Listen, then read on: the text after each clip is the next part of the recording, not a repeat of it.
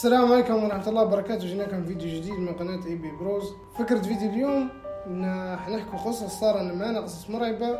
حنشرح لكم فكرة المقطع بارد. حتكون عندنا كل واحد 3 قصص. كم قصة؟ كنا صارت معنا قصص واجد، لكن نحن جمعنا كثير 4 قصص صار معنا في الواقع، يعني قصص واقعية خلاص، وحنحكوا لكم ان شاء الله تستمتعوا بارح احكي لنا اول قصة صارت معك. نبدأ في اول قصة هذه حاجة هي مش طويلة الحق.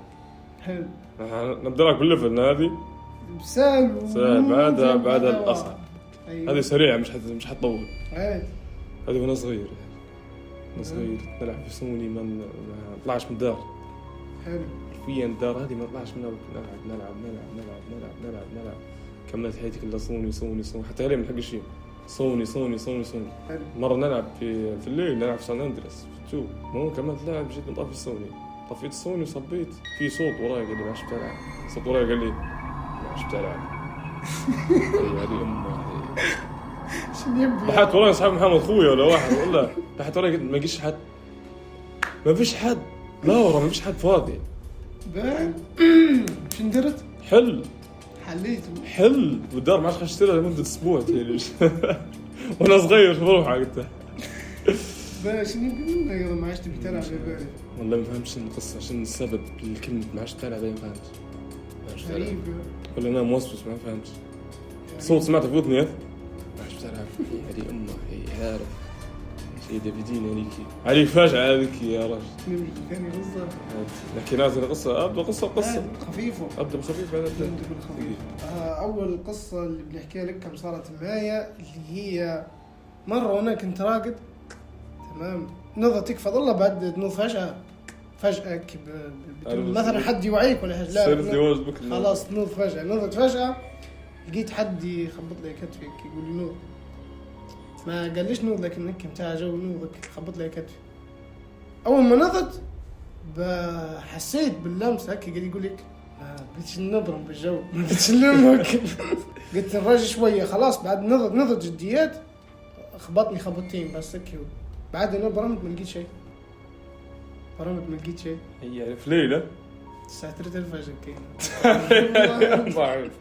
كملت نومتك هاي جو سمع، خلاص رديت رجعت جو سمع وراقد بس خايف الموضوع. لا والله عادي جدا هيك، ما النظر اللي خبط لي قلت فوتها، قلت خلاص هي تم قلت رجعت.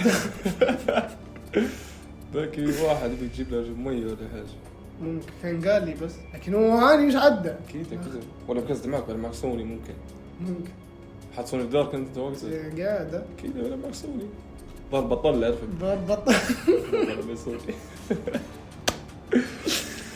الله يا رب. وش القصة ثانية تبارك؟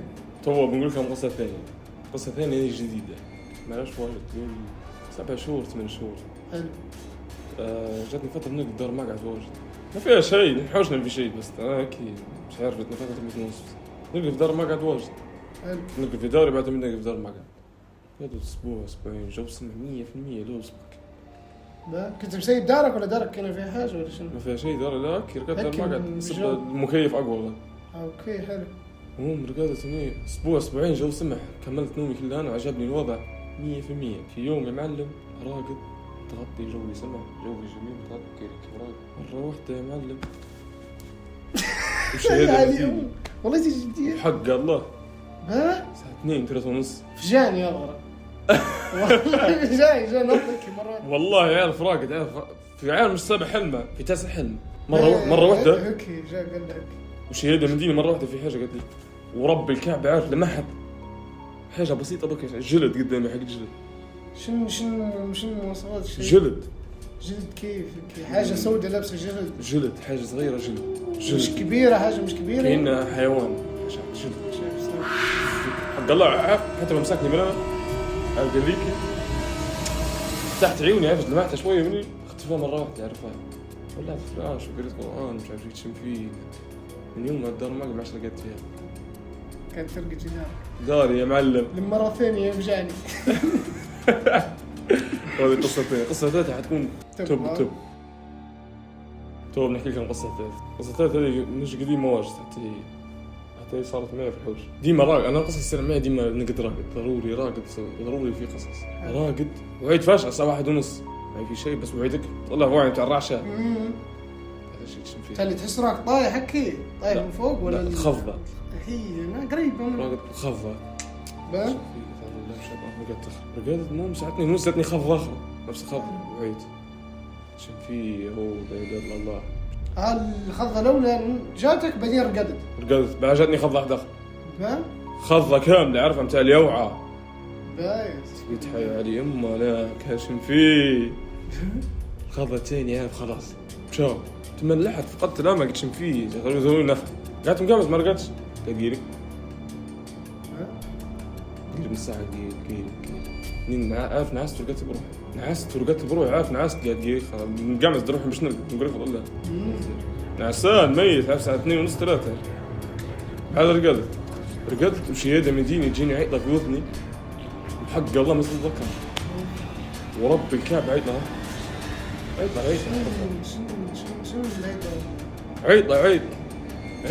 واحد عيط وذني حق الله عيط وذني عارف خلاص شو ضبط الأمل شهادة مدينة واحد عيط وذني عارف صبيت فجأة ما عارف نمشي عارفها والله حق الله صبيت طفي ضي داري مسكر الباب خبطت في طاولة يا معلم هذه مع الفجأة خبطت في طاولة ولعت الفلاش مش طاولة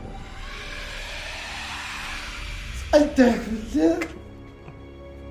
مش طاولة أصلا هذا ليه كيف هذه شوف تخيل كيف بهذه حاولت نفهم لأن صبح اليوم ما فهمتش شوية أنت صبيت نمشي وين عديت نبي نحل نبي نجري تبي تهرب نبي نهرب خبطت في طاولة خبطت في طاولة صغيرة الطاولة هذه مختفية مش قد طاولة صغيرة خبطت فيها والله وجعتني كراعي تكي بقى بعد ولعت فلاش بشوفها باش نجلبها ولعت فلاش ما فيش طاولة قدامي في شيء ما في شيء أي حاجة فرشة بس داري نعرفها استغربت الطاولة كيف مشيت هربت وحليت قعدت قريب شهر ونص وانا افكر في الموضوع كيف صار هذا اصلا شم فيه كيف طاولة منين جت انت فريزرية في الراب والله هي شهر ونص يعني صبح اليوم افكر فيه الموضوع كيف صار نسأل في وحدين وسألت مش عارف كم سألت شيخ قال لي لا بدنا نضغط عليه مقابل طبعا انا كنت ديما موسوس من قبل نرقد موسوس هذا يصير عمين مضيق كذا طبعا الحوش ما فيش اي حاجه بغير يصيرش معي الا انا لاني موسوس اتفرج افلام رعب واجد هذا يصير عمين بس تو الحمد لله طيب يعني صار القصه نفس جوينا يعني كم قيمه من 10 والله قوية والله قوية يلا قصة فجعتني بكر بديت الطاولة هذه اللي مختفية كيف والله كيف والله يا رب تو بنحكي كم قصة ثالثة اللي صارت معي وقصص طبعا حقيقية كلهن نحكي كم قصة ثالثة اللي صارت معي قصة ثالثة يا عبد الباري اللي صارت معي في الطلحية تذكر مرة رنيت عليه قلت لي وين قاعد قلت له قاعد استراحة صاحبي في الطلحية خلاص هي هذه الاستراحة اللي صارت فيها الموضوع هذا القصة خلاص هذه أول مرة نخشوا الاستراحة هذه أول مرة ما عمرناش خشيناها أول مرة هيك درنا جروب نسقنا ان نحن نمشي نكزوا الاستراحة هذه خلاص بعد عدينا خشينا استراحة وخشينا في الصبح الساعة 10 الصبح خلاص في حوض سباحة وكسدنا ولعبنا صوني وعملنا في الحوض وفضلنا الأمور خلاص بعدها جت هيك الساعة 7-8 في الليل قلنا خلينا شنو نديروا عشاء عدوا 2 من أصحابي خشوا المطبخ يديروا فكان ونحن جزء منا قاعد مكسد في الصالة يلعب صوني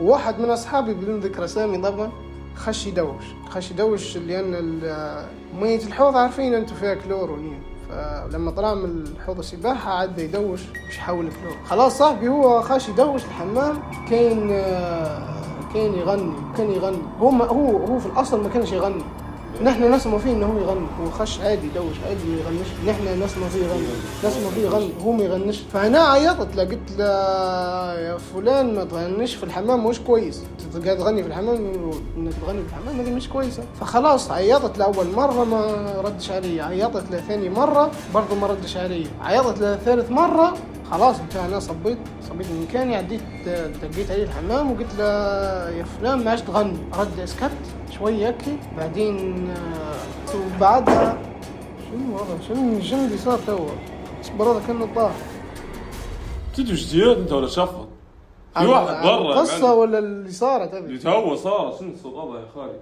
والله ما ندري تا الخبطت هذه خبطت بروحها شو اللي هذه. خبطت اصلا هنا؟ شنو ما تحكي لي انت؟ في حاجة عند الطاولة خبطت أنا مانيش عارف شنو هي. حقيتها كلمات حاجة سودة خبطت. ما سمعناش خلاص ندير كمل. فوت كملوا المقطع. وين وصلتنا بعدها بعد ثالث مرة دقيت عليه سكت شوية بعدها والله بدي خفت أنا رب الجو. ما فهمتش شنو فيه شايف نسجمت مع قصص والله خايف تطيح حاجة أخرى. مش عارف انا عارف بديت نوصل عارفها. ريلاكس تمام كملوا. روح حاول ديرها كوا. خلاص بعد 3 مرات دقيت عليه قلت لك سكت شوية هيك وقف ما عادش قاعد يغني. بعدها رد علي قال لي نعم يا أحمد شنتبي؟ قلت له ما عادش تغني في الحمام مش كويس والله نحكي لك جديا. قال لي والله ما غنيت. قلت له انا واثنين اصحابي الاخرين كنا مكزين نسمع فيك انك انت قاعد تغني. قال لا ما غنيتش سكت. بعد انا عديت كملت لعب كنا نلعب فيفا كملنا لعب فيفا. بعد انا ما جمعت على الصالون وكي مسكت ذراع قعدت نلعب شويه رد يغني يخرب. رد يغني يخرب. بعد طلع فت انا ما عادش دويت له قلت له ما عادش تغني وني ما عادش دويت فت. ففي طلعته من الحمام قلت له هزرناه كلنا طبعا قلنا له انت كانك تغني وانت في الحمام ما تجيش مش كويس كده قاعد يحلف والله ما غنيت. والله ما غنيت. قاعد يحلف والله ما غنى والله جديات حقيقية قصة والله قايل ما غنيتش.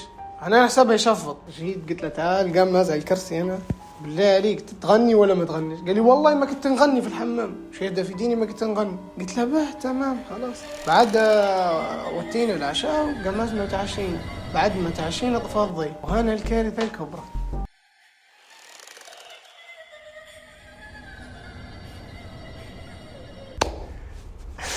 غناها قبلها وني طفى عليك الضي مرات. والله هنا الكارثة الكبرى طفى علينا الضي.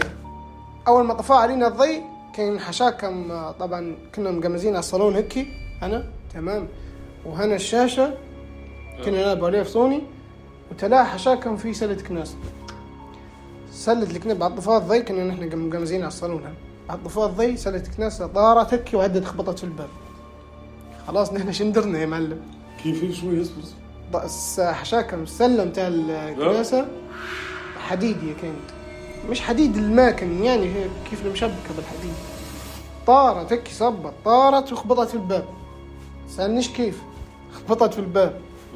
عاد انت عارف لما يصير الماكن مواضيع ذينا شدير انت تفك يا معلم تعرف بأمي معلم. قعدنا نولف الضوايا بتاعت الفلاشات ونهربوا. قعدنا نجار وحاجات يتخبطن وحاجات في الممر. طبعا في ممر وجوه في دار وحمام. الممر قاعد يخبط في بعض حاجات يطيرن حق الله يا جماعه حاجات يتخبطن في الممر. ونسمع قاعد نسمع صوت كواشيك في المطبخ تحرك والله نجار حتى ما سخناش سياره ولا واطلع طول. بعدها قريب سنه قعدت سنه ما خشيتش الاستراحه هذه. بعد الفتره اللي فاتت مشيت له ما في شيء بعد ما في شيء ما صار شيء. بعد الموقف هذا بس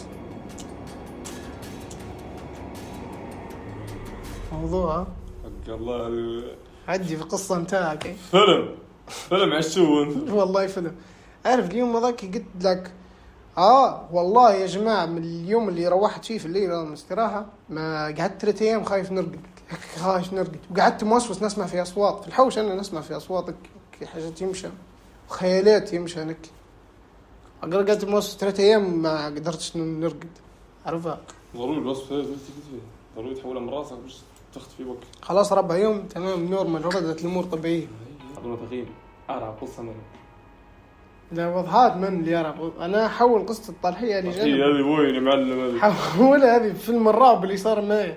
لكن أنت قصتين والله بتاعتك وين تب أنت معش في ميديا من أنت طول. ما يحبونش بك. لا أنا والله الحمد لله لي فترة طويلة بكل ما صار لي الموضوع نفس الجو. لا حتى أنا أصور الحمد لله 100% أموري نفس الجو. وهنا وصلنا لنهاية المقطع. إن شاء الله يكون عجبكم فكرة جديدة. إن شاء الله نكثروكم من وعدنا. يكون عجبكم المقطع أضغطوا لايك واشتركوا في القناة وفعلوا جرس التنبيهات باش تشتركوا في الجديد. إن شاء الله في مقاطع قريبات واجد إن شاء الله نجي مضيين.